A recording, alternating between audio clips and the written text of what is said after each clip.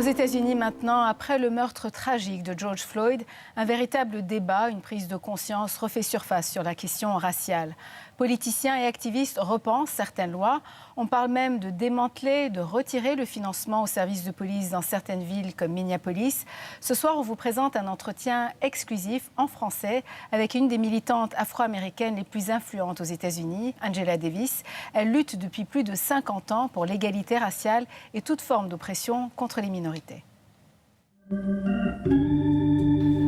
Née en 1944 à Birmingham, dans une Amérique ségrégationniste et raciste, Angela Davis est le visage de la lutte pour les droits civiques aux États-Unis. Parmi ses souvenirs d'enfance, le Ku Klux Klan qui fait exploser les maisons des Noirs américains.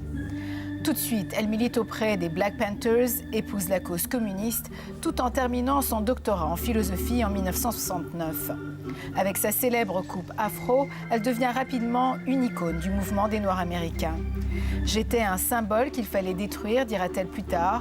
En 1970, elle est sur la liste des femmes les plus recherchées du FBI. Elle est accusée injustement de meurtre et d'enlèvement dans un attentat visant à libérer des prisonniers politiques noirs. Elle est arrêtée et fait face à la peine de mort. S'ensuit alors un mouvement international qui réclame sa libération.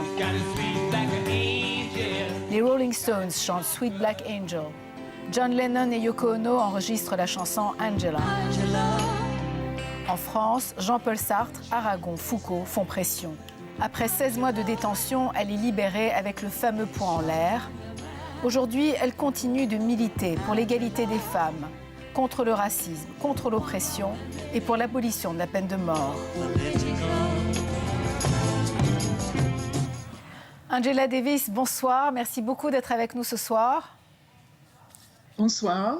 Quel regard portez-vous là sur tout le mouvement qui a été déclenché après la mort de George Floyd? C'est la première fois que nous avons vu une telle réponse immédiate à un tel meurtre raciste presque partout dans le monde.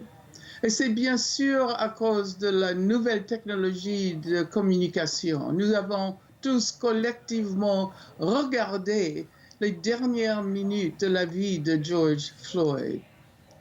Mais une telle réponse était possible précisément à cause du fait que la brutalité raciste policière existe aussi en Europe, en Brésil, aussi au Canada. C'est un problème mondial.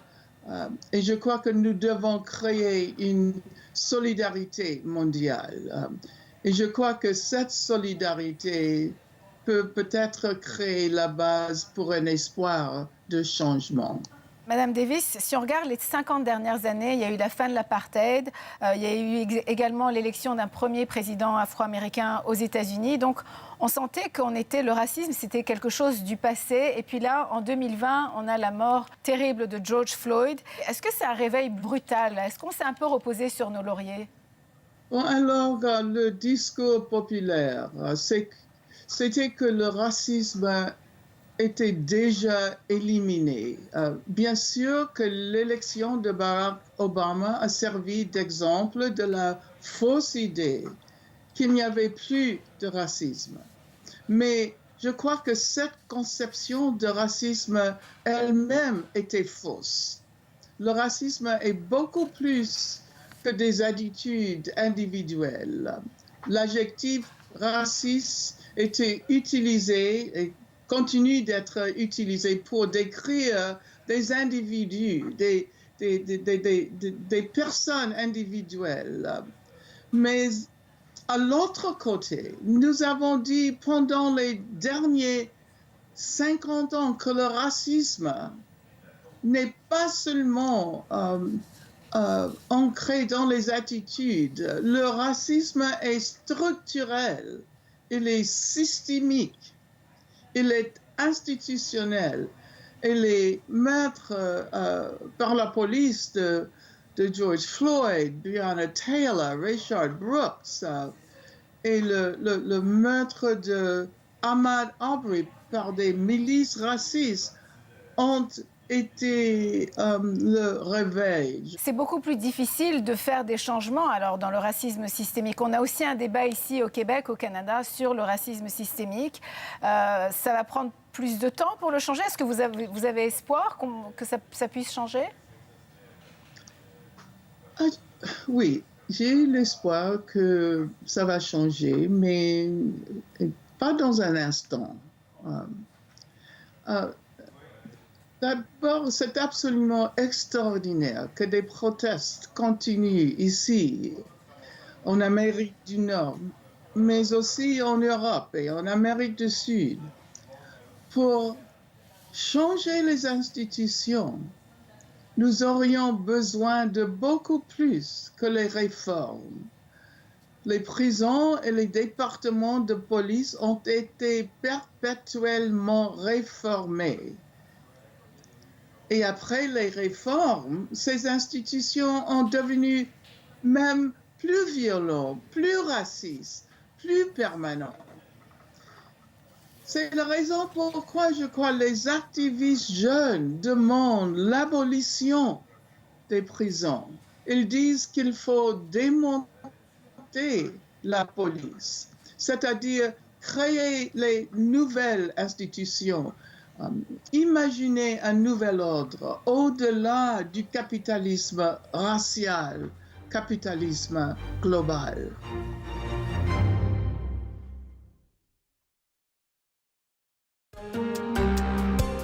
On poursuit l'entrevue avec Angela Davis et vous allez voir dans un instant un extrait d'un discours qu'elle prononçait en 1972, mais c'est un discours qui est malheureusement toujours d'actualité. The major problem people throughout this country are confronting is the problem of racism. Black and brown and Asian and Native American people have always been the first victims of oppression and repression in this country. C'était en 1972, nous sommes en 2020 et on a l'impression qu'on est face au même problème. C'est le même problème, mais je crois que l'énergie de la jeunesse, les leçons que nous avons apprises pendant les mouvements que nous avons créés, ça, ce n'est pas la même chose. Alors, nous avons un terrain qui est tout à fait nouveau. Nous avons un vocabulaire qui est nouveau. Alors, c'est pourquoi je crois que maintenant, c'est le temps pour un espoir réel. Vous avez été activiste, vous êtes encore activiste, féministe, vous faites partie de cette génération qui a lutté pour les droits de la personne. Comment expliquer l'élection de Donald Trump après Barack Obama? Je n'aime pas prononcer le nom de l'homme qui était président des États-Unis. Alors, c'est pourquoi j'hésite. Quand quelqu'un comme le président dit à ceux qui souffrent vraiment que la raison pour laquelle vous souffrez, c'est à cause des immigrants de Mexique, c'est à cause des Noirs, c'est à cause de l'action affirmative. C'est la démagogie qui a créé, consolidé le racisme aujourd'hui. Vous avez des élections, Angela Davis, dans 4 mois aux États-Unis. Est-ce que c'est important que les gens, évidemment, votent? Mais selon vous, est-ce que Joe Biden pourrait être la solution? Bon, alors il faut voter. Il faut que le président qui est aujourd'hui dans la Maison-Blanche, il faut qu'il s'en va. Et selon vous, le changement, ça ne passe pas nécessairement par le politique? Je ne crois pas que la politique électorale est le meilleur espace pour exprimer une politique radicale. Je crois que les organisations, Black Lives Matter, les jeunes, les protestes, c'est ça qui va changer le monde. Et c'est la première fois, je crois, dans notre histoire, que beaucoup de personnes blanches reconnaissent cette relation. C'est une demande radicale pour la démocratie, contre le racisme, contre le sexisme, contre l'homophobie, transphobie, la discrimination économique et pour beaucoup d'entre nous contre le capitalisme et surtout pour la santé de la planète. Et je crois que c'est la raison pourquoi tout le monde, partout,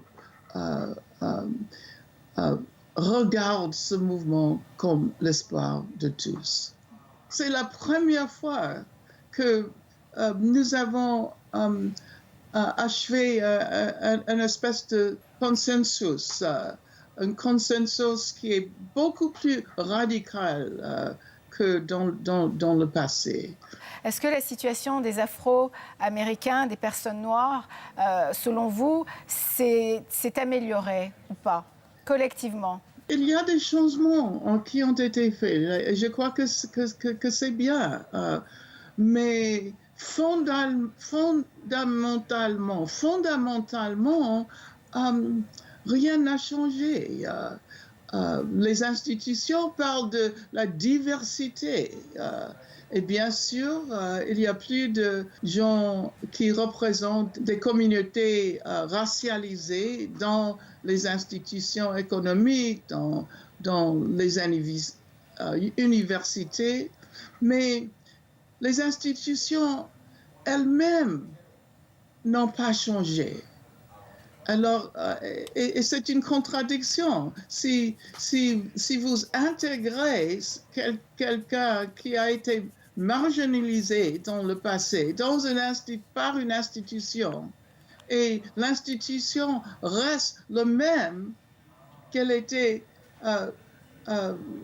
quand il y avait cette marginalisation, alors ça n'a fondamentalement rien changé. Alors, c'est le temps maintenant de commencer de changer les institutions. Et selon vous, ces institutions-là vont céder à la pression populaire? Je crois, j'espère. Angela Davis, merci beaucoup. Merci infiniment. Et merci pour l'avoir invité.